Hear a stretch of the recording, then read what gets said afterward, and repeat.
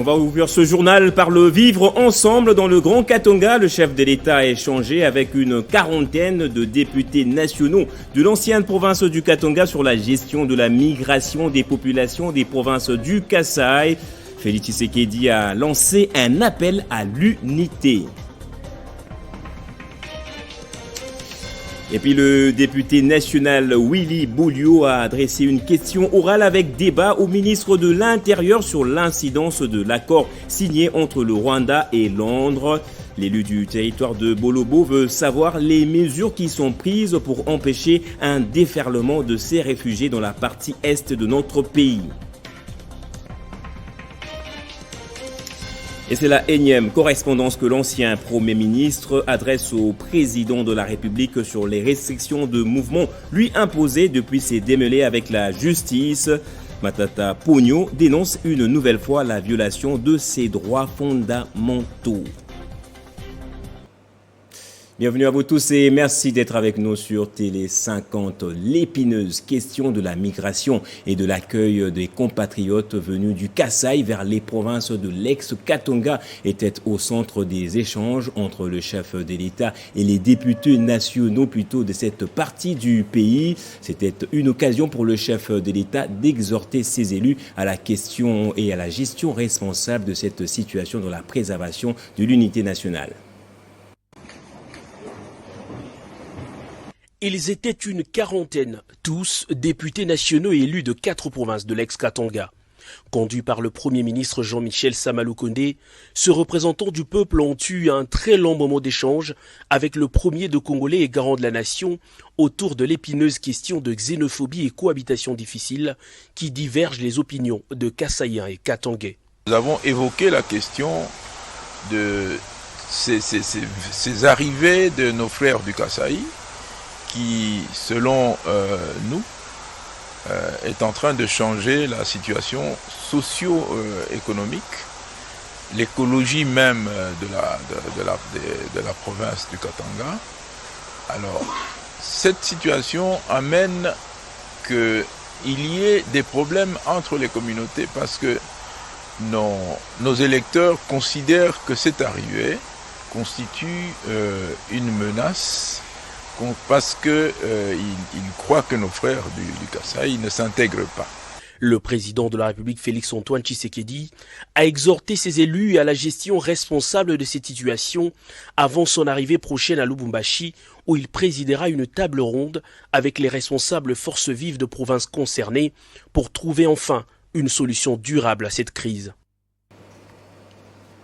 Et même chose aussi dans le Katanga, le gouverneur du Haut-Katanga et coordonnateur de l'Union sacrée de la nation, Jacques Kiabula Katwe, a réuni sa population ce samedi à Lubumbashi pour un appel à l'unité et à la paix.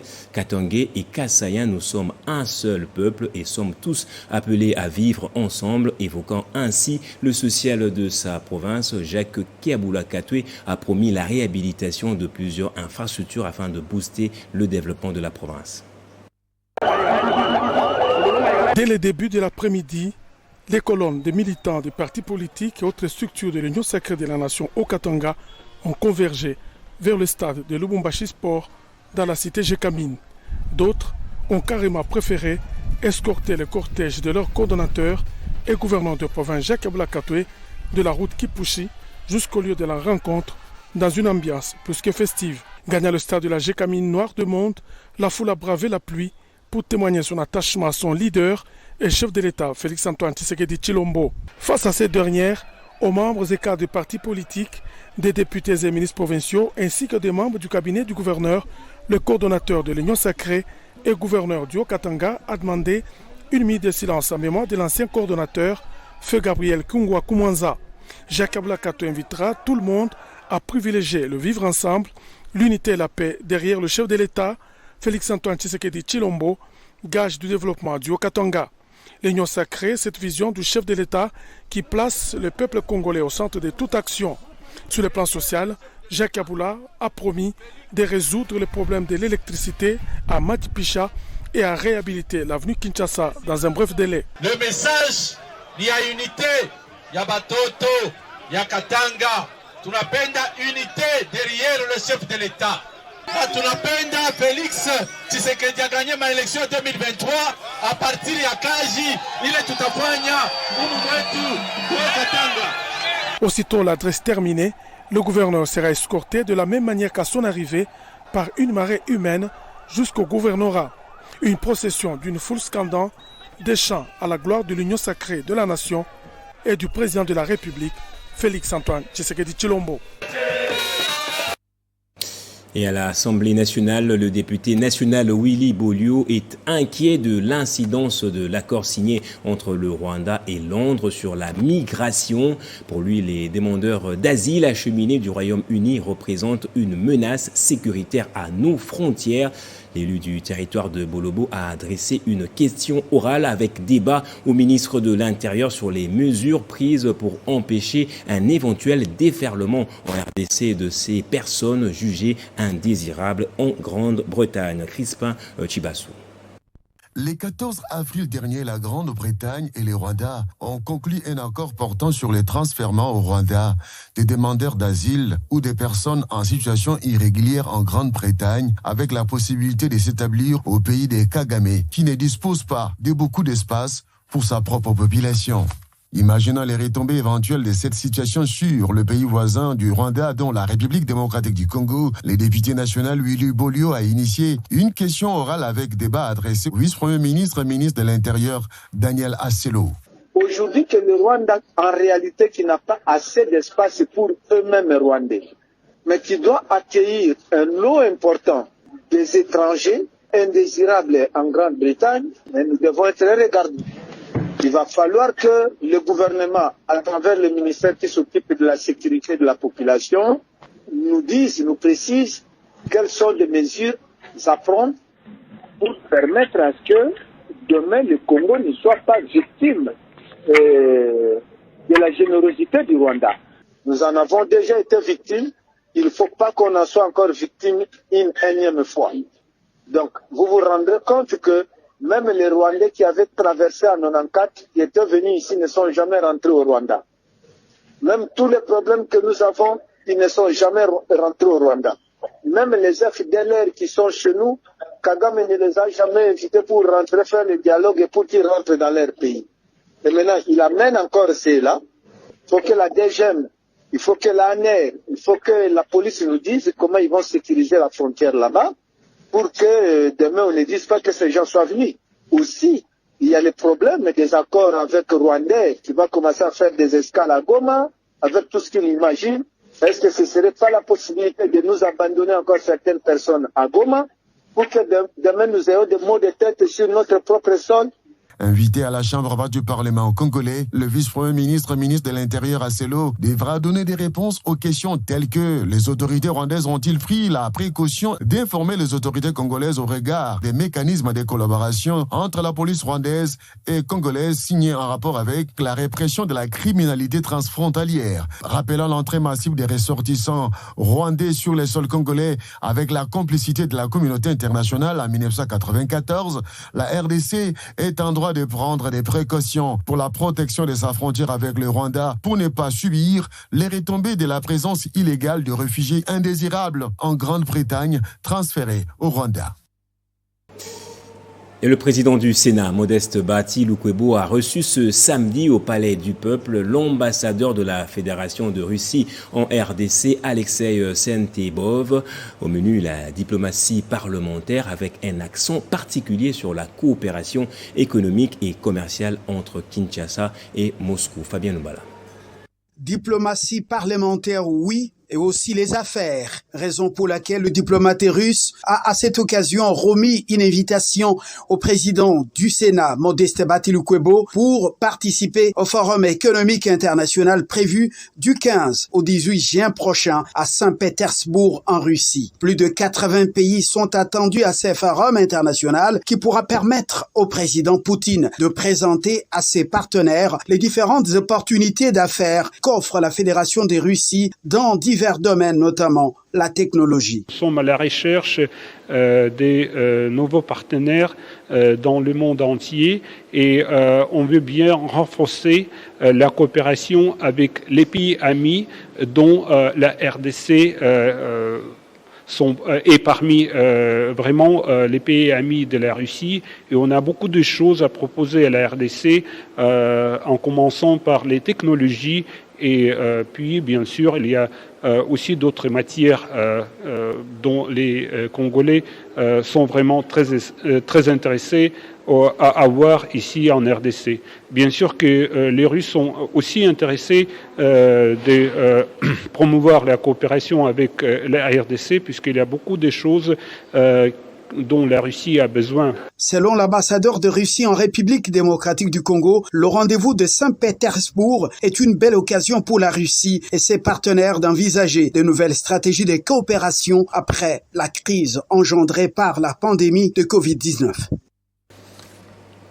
Et puis débuté le 13 avril dernier, l'atelier de vulgarisation des procédures de passation des marchés publics en RDC s'est clôturé vendredi en présence du ministre d'État en charge du budget. Ces assises ont débouché sur plusieurs recommandations, notamment sur comment booster le système des marchés publics en RDC. Christian Kalonji. Assurer la vulgarisation des règles des passations des marchés publics au niveau des autorités politiques dans les provinces et les établissements publics figure parmi les recommandations formulées au cours de cet atelier visant à améliorer le système des marchés publics en République démocratique du Congo. Dans son discours, le ministre d'État en charge du budget, qui a bouclé ses assises, a indiqué qu'un accent particulier a été mis au cours de cet atelier sur le programme de développement de 145 territoires, vision chère au président de la République. En ce qui concerne le projet des 145 territoires, vous savez très bien que les agences d'exécution vont procéder au marché public pour recruter les structures qui vont exécuter ces projets. Donc à partir de ce moment-là, il y a un lien direct entre le système de passation des marchés publics et le programme de développement à la base, donc des 145 territoires. Donc cet atelier ici qui a procédé non seulement à la vulgarisation, mais aussi à l'évaluation du système de passation des marchés publics en RDC, ne peut qu'avoir un effet de manière directe ou indirecte sur la matérialisation de cette vision du chef de l'État. Pour sa part, le président du conseil d'administration de l'autorité de régulation des marchés publics en RDC, qui s'est dit optimiste, croit aux résolutions de cet atelier. Pour rappel, durant 3 jours, soit du 13 au 15 avril, les acteurs du système des marchés publics en République démocratique du Congo ont réfléchi sur les pistes et des solutions susceptibles de booster ce secteur porteur de croissance. Et le ministère du Plan a organisé dans le Haut-Katanga une séance d'évaluation du projet de bonne gestion des revenus infranationaux du secteur minier. Ce projet qui vise la transparence et traçabilité est géré par la coopération allemande à travers la GIZ. Crispin Tibinkofoa. Je déclare lancer les activités relatives au projet de bonne gestion des revenus infranationaux du secteur minier de la République démocratique du Congo, je vous remercie. Au cours de ces assises qui ont mis autour d'une table les gouvernements de la République, la société civile, la coopération allemande et les bénéficiaires directs de la redevance minière, toutes les questions relatives à la gestion des revenus infranationaux du secteur minier ont été posées. Il s'agissait de faire le point sur les projets de bonne gestion des revenus infranationaux du secteur minier, projet RIM en sigle, mis en œuvre par les conseillers principaux techniques Johannes Kort de la coopération allemande GIZ avec l'accompagnement du ministère du Plan.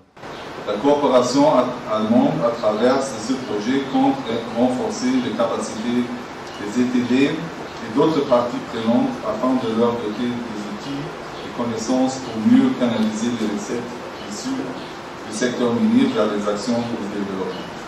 Dans cette première phase du projet, les zones d'intervention du projet RIM comprennent la chefferie du Kaponda, la commune de Boachi dans la province de Katanga, ainsi que la chefferie de Bayek et la commune de Fonguruna dans la province de Walaba. Représentant les ministres d'État et ministres du Plan Christian Mando, le vice-gouverneur des provinces Jean-Claude Kanfoua Kimimba a salué cette initiative du GIZ en collaboration avec les gouvernements de la République, initiative qui vise la bonne gouvernance de la redevance minière rétrocédée aux entités territoriales décentralisées. Notons que ces projets de la coopération allemande courent sur une période de 3 ans. Et dans l'actualité également, le sénateur Augustin Matata Pogno a de nouveau saisi le président de la République pour dénoncer des violations de ses droits fondamentaux relatifs aux restrictions de déplacement lui imposées par les services de migration.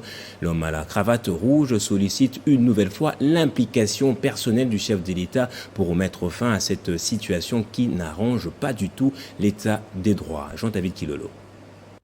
Face à ce qu'il qualifie de graves violations de ce droit fondamental relatives aux restrictions qui lui auraient été imposées de se mouvoir librement tant à l'intérieur qu'à l'extérieur du pays, Augustin Matata Pogno ne compte pas lâcher prise.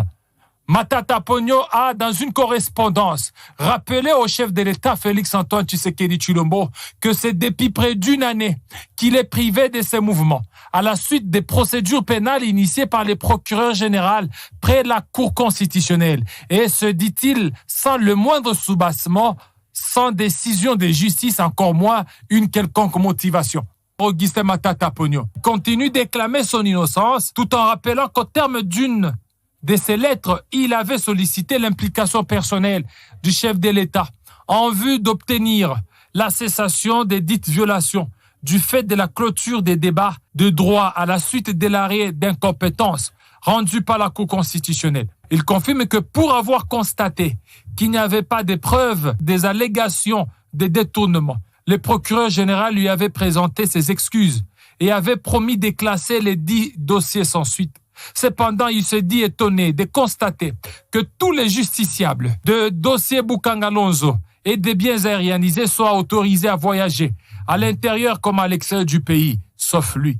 Aussi, Matata Pogno a réitéré sa requête, tant en sa qualité de citoyen qui n'est fait l'objet d'aucune condamnation judiciaire, qu'en sa qualité de sénateur, censé jouir pleinement des droits de circuler librement, de recevoir des soins de santé appropriés qui lui sont reconnus par les instruments juridiques internes et internationaux. Si pour un présumé détournement de plus de 240 millions de dollars reproché à Didier Boudimbo et 24 heures après, il a été libéré des geôles de l'Agence nationale des renseignements sur instruction du chef de l'État, Félix Tshisekedi, selon nos confrères Jeune Afrique et d'autres médias.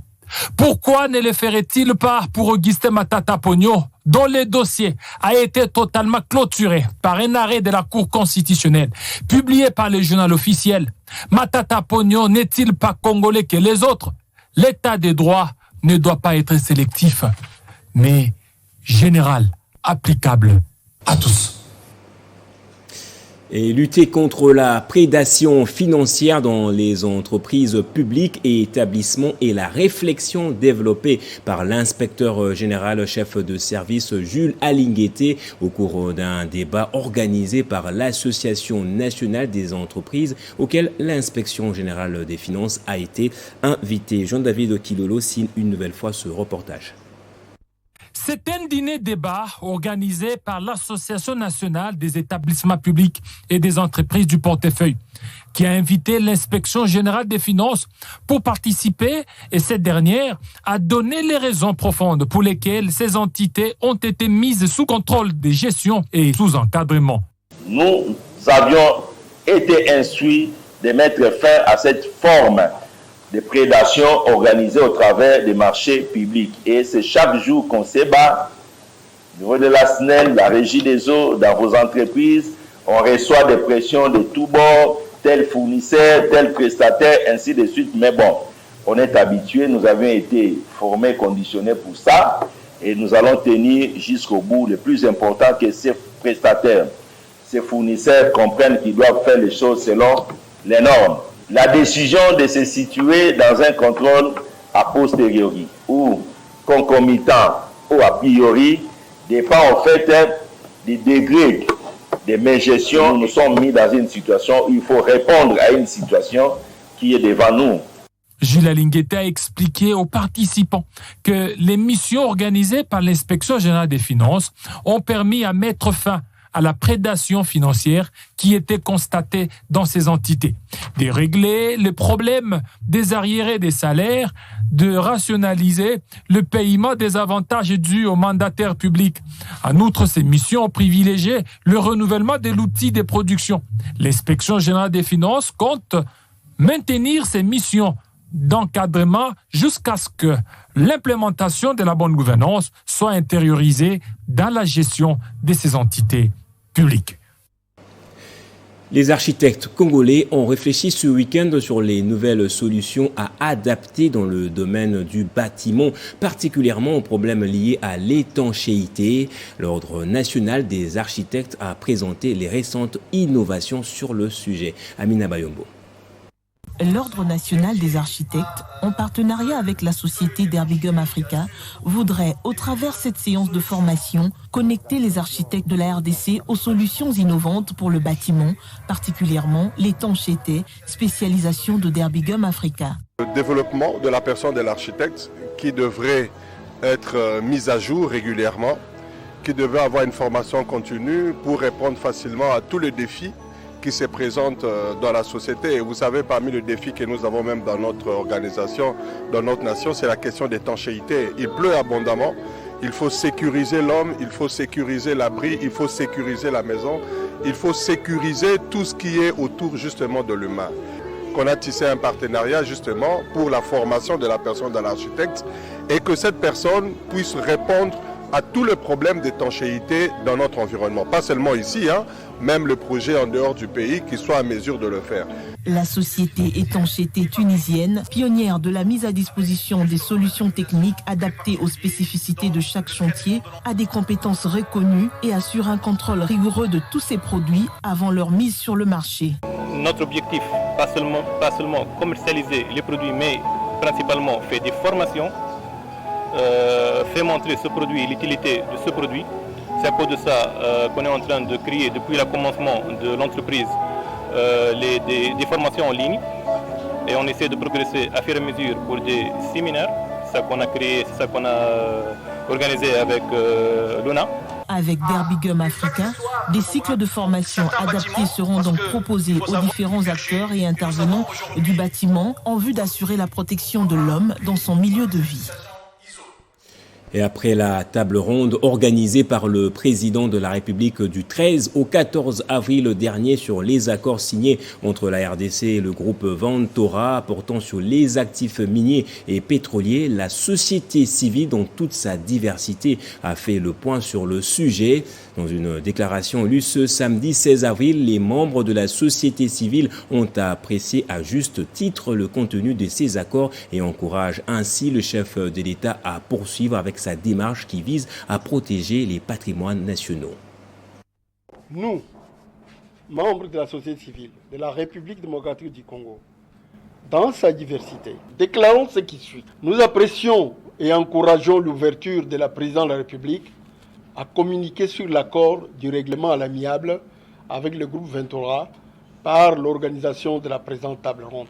Nous constatons qu'il s'agit d'un protocole d'accord de règlement à l'amiable d'un litige qui était en arbitrage international à Paris entre la RDC et le groupe Ventora et non un contrat de cession, d'exploration ni d'exploitation des actifs miniers et pétroliers.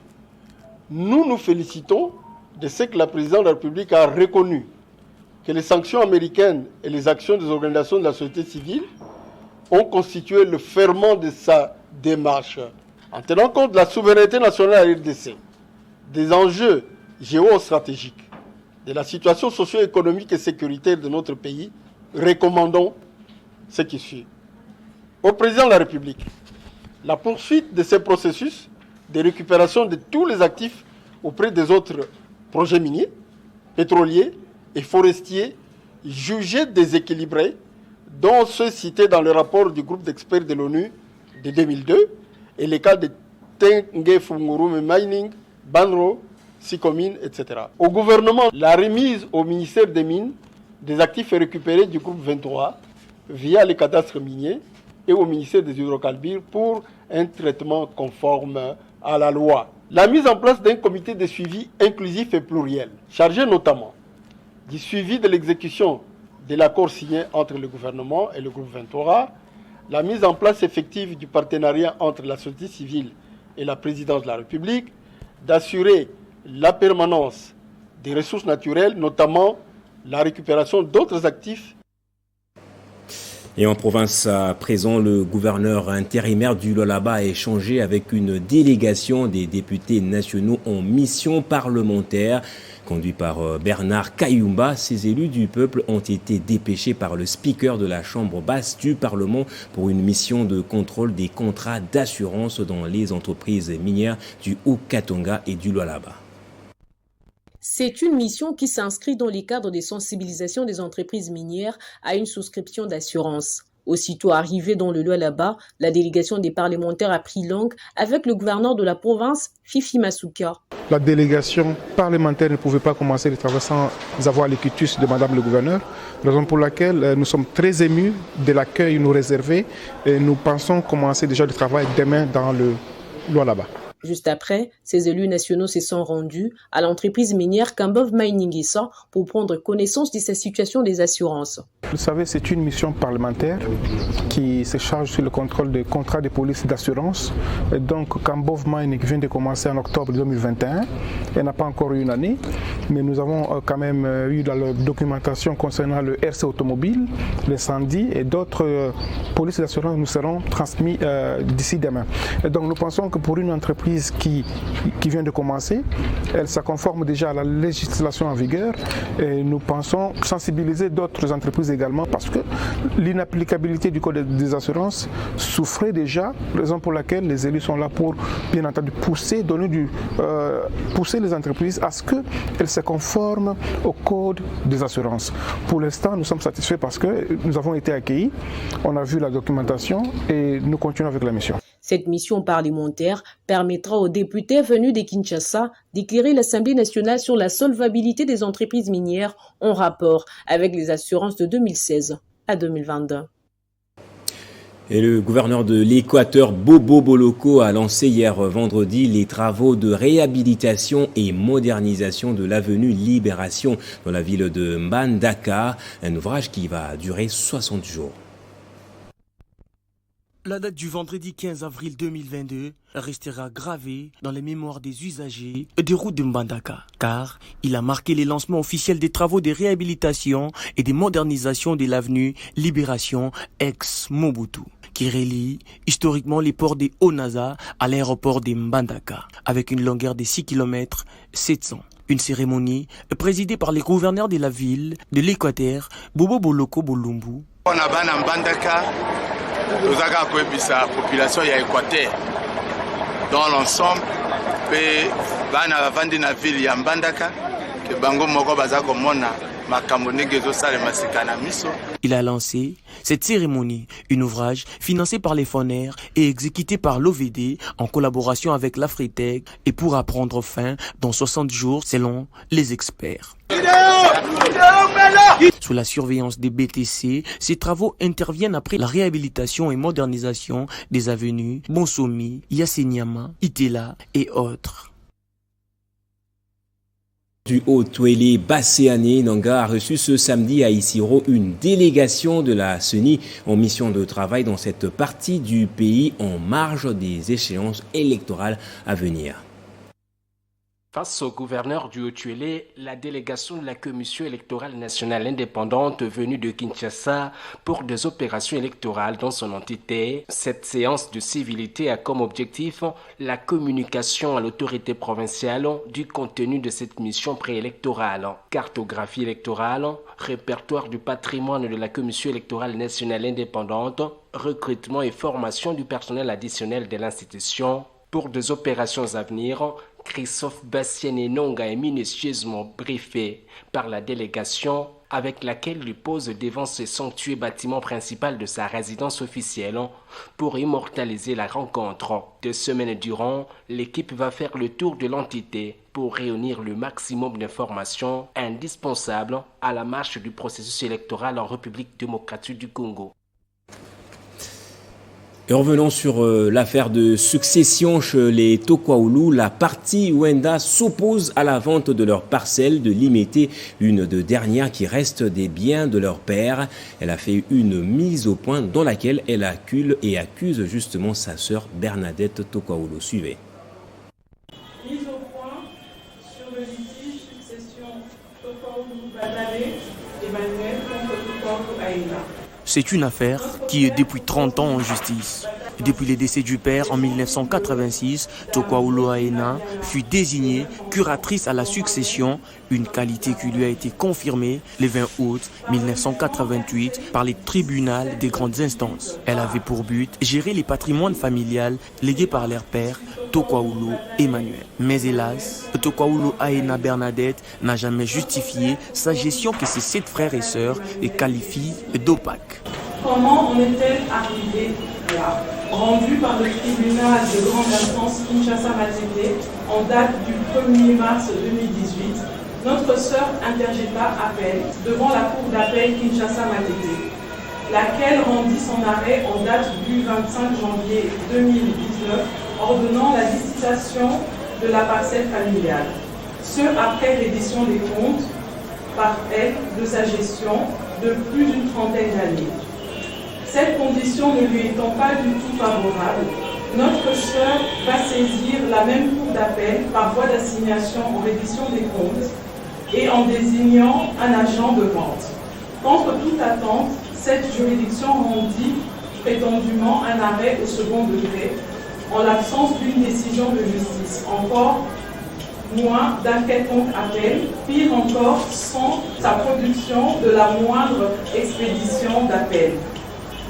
Mais prenant acte d'une imaginaire reddition des comptes et ordonnant la vente publique de la parcelle familiale. Malgré leurs diverses protestations et négociations auprès des autorités judiciaires, la greffière divisionnaire du tribunal des Matete a signifié le 8 mars 2022 la vente publique de la parcelle familiale délimitée pour le mercredi 9 mars 2022. Malgré leurs demandes, les réouvertures des débats adressées à la présidente du tribunal de grande instance des Matete pour garantir leurs droits de défense, elles craignent que la juridiction rende une décision contradictoire à l'égard du conservateur des titres immobiliers et par défaut à l'égard de la famille. Et pour terminer, cette fois, une grande mobilisation a été perceptible ce samedi au siège de la nouvelle génération pour l'émergence du Congo, NOGEC. Les militants de ce parti politique et autres adhérents à la vision du coordonnateur de la dynamique progressiste révolutionnaire DIPRO disent non à toute forme de manœuvre qui pourrait retarder la tenue des élections en 2023. Ils invitent par ailleurs le gouvernement et l'Assemblée nationale à doter la CENI de tous les moyens de sa politique. Reportage de Bob Ambongo. C'est une mobilisation sans précédent pour faire front contre des politiciens véreux en quête de positionnement.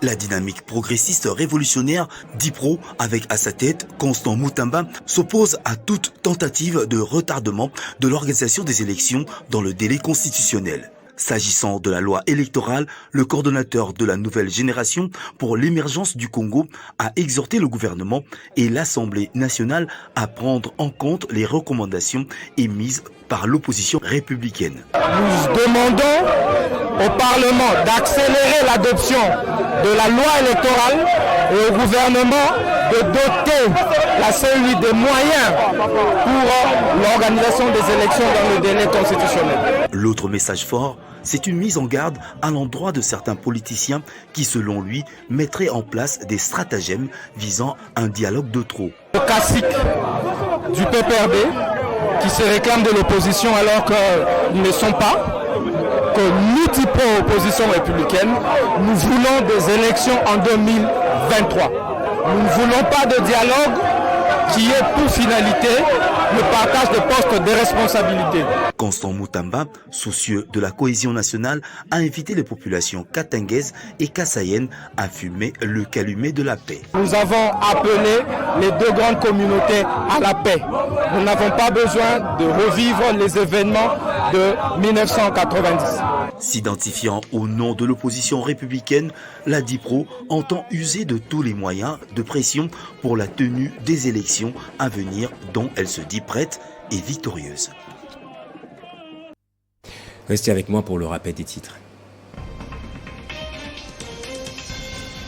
On a ouvert ce journal par le vivre ensemble dans le Grand Katanga. Le chef de l'État a échangé avec une quarantaine de députés nationaux de l'ancienne province du Katanga sur la gestion de la migration des populations des provinces du Kasaï.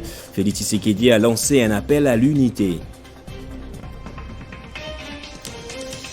Le député national Willy Bolio a adressé une question orale avec débat au ministre de l'Intérieur sur l'incidence de l'accord signé entre le Rwanda et Londres.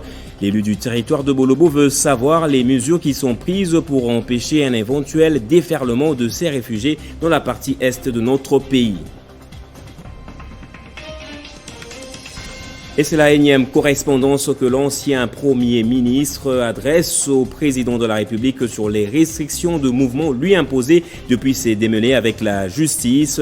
Matata Ponyo dénonce une nouvelle fois la violation de ses droits fondamentaux. Et c'est par ici que prend fin ce journal. Merci à vous tous de l'avoir suivi. Très bonne suite de programmes et soyez toujours heureux.